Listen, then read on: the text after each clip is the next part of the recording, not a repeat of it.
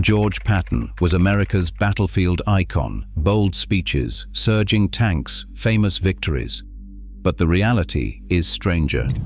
Every breakthrough that made Patton a legend first needed the green light from General Omar Bradley, the quiet commander who actually orchestrated America's war in Europe. If Patton's fame depended on Bradley's orders, who was truly in command, and why has history hidden the real architect of victory? The answer rewrites everything you thought you knew. Omar Bradley's authority wasn't a technicality. It was the backbone of the American war effort in Western Europe. On his uniform, 2 stars became 3, and then 4, each promotion reflecting a leap in responsibility. By June 1944, while Patton waited in England, Bradley commanded the entire United States First Army as it fought its way off the Normandy beaches. He wasn't just leading a single army, he was orchestrating the movements of hundreds of thousands of men, from infantry in the hedgerows to engineers clearing roads behind the front. The real leap came on August 1, 1944. That day, Bradley took command of the newly activated 12th Army Group, the largest American field command ever assembled. Under his direction now fell not just the 1st Army, but also Patton's 3rd Army, and soon after the 9th and 15th Armies. The numbers were staggering. At its peak, Bradley's army group controlled over 900,000 soldiers, spread from Brittany to the German border. Each army had its own commander, its own tanks, its own battle plans. But the authority to set objectives, shift resources, and approve every major operation rested with Bradley alone. In military terms, Patton wore 3 stars and commanded 1 army. Bradley wore 4 and commanded the armies. His headquarters became the nerve center of the Western Front. Map walls crowded with unit markers, radios humming with orders, staff officers tracking every movement from the Channel to the Rhine. Every request for fuel, every change of direction, every bold maneuver had to pass through Bradley's chain of command. The structure left no doubt. Patton's battlefield legend moved at the pace Bradley allowed. Newsreel editors and war correspondents knew what audiences wanted: action, personality, spectacle. Patton delivered all 3. His arrival on the European stage meant more than a new field commander. It meant a new kind of star.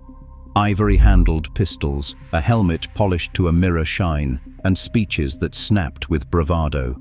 Patton understood the camera. Every advance by 3rd Army brought a convoy of reporters and photographers, eager to capture tanks surging through French towns, crowds waving, columns stretching to the horizon. The lens followed movement and noise, not the quiet grind of headquarters planning. Controversy only sharpened the focus. In 1943, when Patton slapped 2 hospitalized soldiers in Sicily, the story exploded across American newspapers. Press coverage did not fade, it spiked, multiplying his name in headlines and dispatches. Even negative attention became currency, making Patton a household name from Brooklyn to Bakersfield. The public saw a warrior who broke rules and drove forward, not the chain of command behind each maneuver. Meanwhile, the real decisions about timing, objectives, and resource allocation were made in rooms crowded with maps and staff officers, far from the front lines. Bradley's calm, methodical style did not fit the newsreel script. Reporters found few quotable outbursts and no staged theatrics. The result was a lopsided record. Patton's image filled the newsreels, while the man who authorized every thrust remained a name in communiques. The culture of wartime reporting favored the bold and visible, leaving the architects of victory in the shadows. On July 23, 1944, a staff order left the headquarters of the U.S. First Army, stamped with Omar Bradley's signature.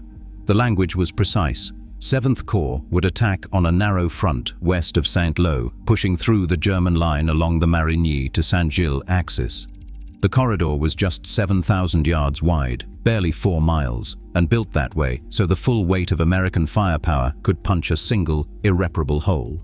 The order's distribution list ran down the left margin: 7th Corps, 4th, 9th and 30th Infantry Divisions, Air Support Command, and a copy for SHAEF. The typed lines specified the bombardment zone and phase lines, referencing grid coordinates that would soon become infamous. 2 days later, at 9:38 on July 25, 1944, more than 1,800 heavy bombers and 600 fighter bombers unleashed 4,200 tons of explosives in a rectangle east of St. Lo. The ground shook for miles. The plan called for infantry to advance immediately through the devastation, exploiting the confusion in the German ranks. Friendly fire incidents marred the opening. Shells landed short and killed American troops, including Lieutenant General Leslie McNair. But the order stood. Bradley's signature on the staff order was the forensic proof. The breakthrough would happen here, on these coordinates, at this moment, by his command. In the aftermath, the battered German units reeled. The carefully chosen axis, Marigny to Saint-Gilles, became the open road for American armor. The stalemate of hedgerows and attrition was broken by a decision made in a map-crowded headquarters, not on a tank turret.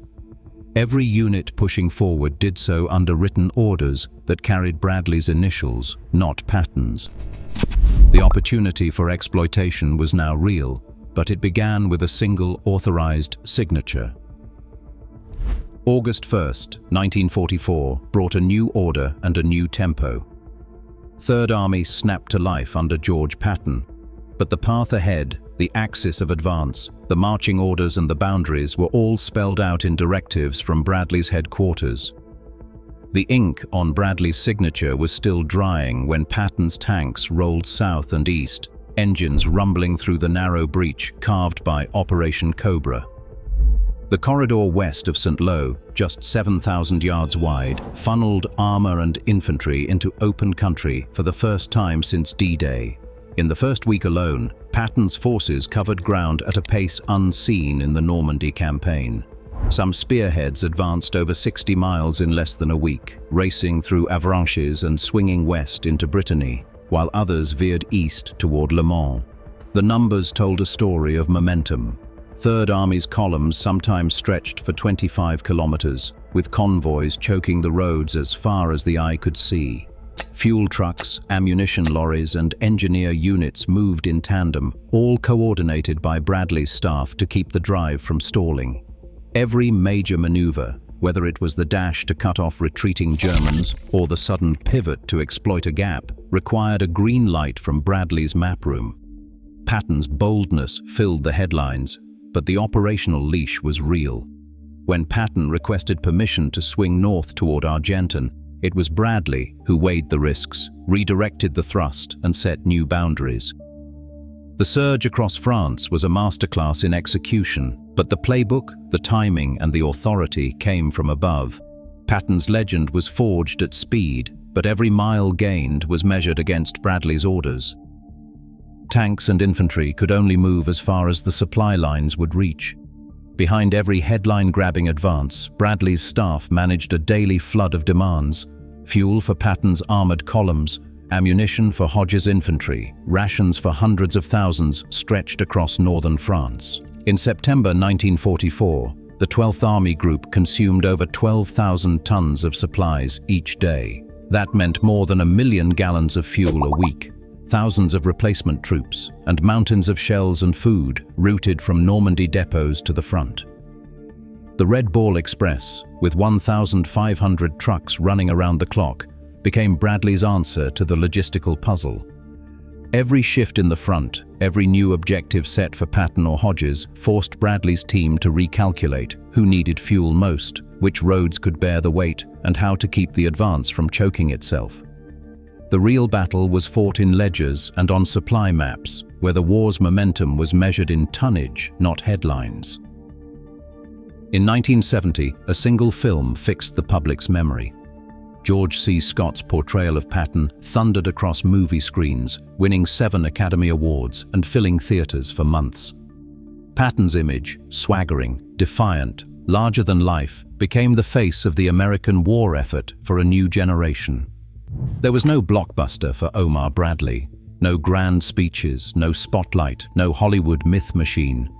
The story that reached millions was simple. One man's boldness won the war, but the camera had chosen its hero long before the credits rolled. Bradley's authority, his decisions, his burden, faded behind a performance. The myth was set. not by the facts of command, but by the power of spectacle. Today, the myth still outshines the man who made victory possible. As headlines favor spectacle over strategy, true leadership often disappears from view. Whose decisions shape tomorrow's stories, and will we recognize them before the credits roll? Let me know what you think in the comments.